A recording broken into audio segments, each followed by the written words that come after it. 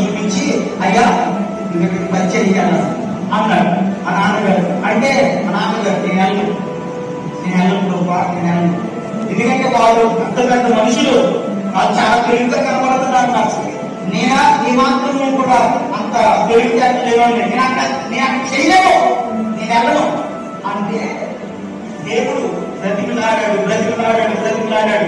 మా నాన్నగారు ఒప్పుకోకపోతే దేవుడు ఇచ్చినటువంటి మాటలు చదివినా గెలవగలను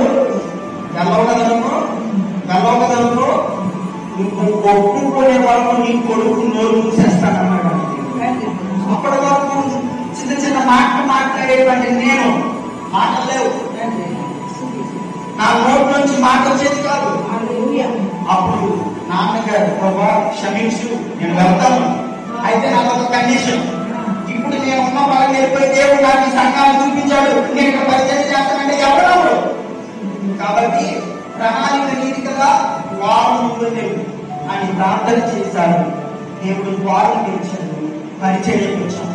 పరిచర్యకు వచ్చిన తర్వాత సంఘ స్థానంలో ఆడటమే డాడీ గారిని, అయ్యా పాస్టర్ గారు మీ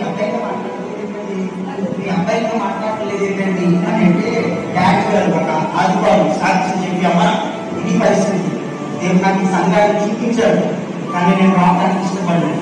దేవుడు నాకు ఇచ్చినటువంటి శిక్ష, దేవుడు నాకు ఇచ్చినటువంటి పరిచయం అందరూ ప్రార్థన చేయండి, దేవుడే సహాయం చేస్తాడు అని అంటే సంఘమంతా కలిసి ప్రార్థన చేయగా దేవుడు నాకు స్వరాన్ని ఇచ్చాడు.